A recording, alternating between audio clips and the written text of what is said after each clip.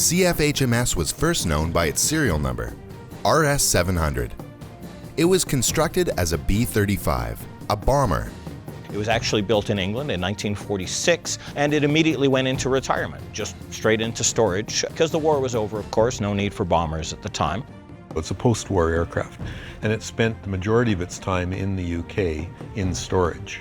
The Royal Air Force said, you know what we need? We need good high-altitude photo recon airplanes. So they took this Mosquito back to one of their factories and converted it to a photo recon standard. So in 1950, our airplane actually joined the Royal Air Force as the first PR-35 Mosquito.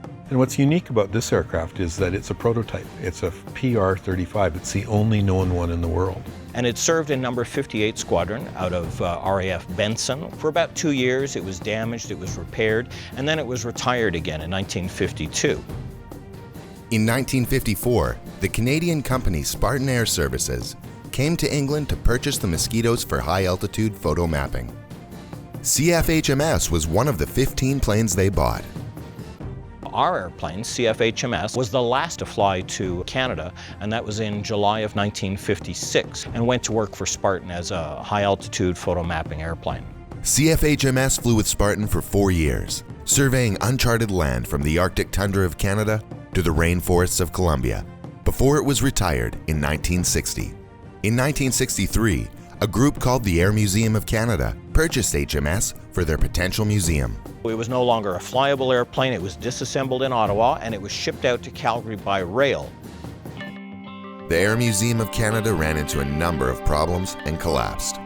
Ownership and possession of a number of planes, including the Mosquito, were transferred to the City of Calgary and remains with them today. And in the mid-1970s, Sig Weiser, who was the Director General of Calgary Centennial Planetarium, saw these airplanes and said, you know what? We should decide to do something with these. I would have been fairly freshly out of high school at that time. I joined the organization within the first year of its creation, and that was the start of the Aerospace Museum of Calgary, built around this core collection that had been brought to Calgary by Lynn Garrison and the Air Museum of Canada. In 1989, HMS was shipped to Cold Lake, Alberta, where 410 Squadron of the Canadian Forces intended to restore it. The project was unfortunately abandoned, and the plane was left outdoors for over a year before it returned to Calgary in 1991. Back in Calgary, the plane sat in storage.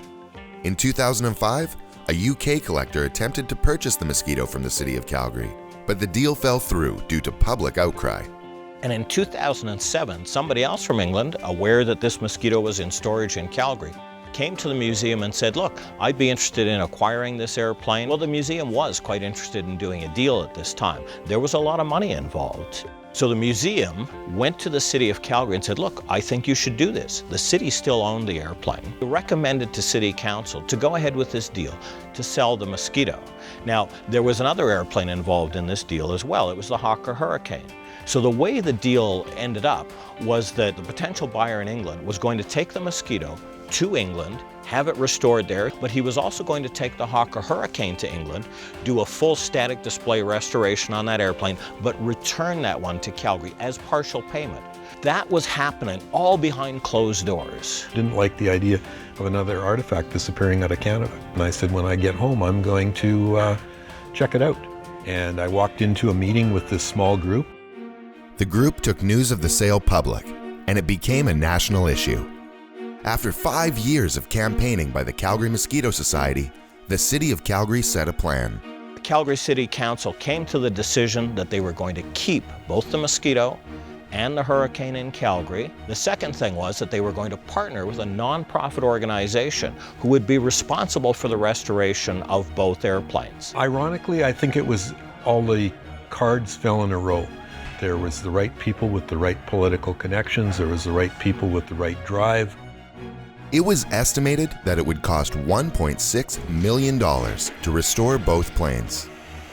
The City of Calgary provided half the funding for the restoration.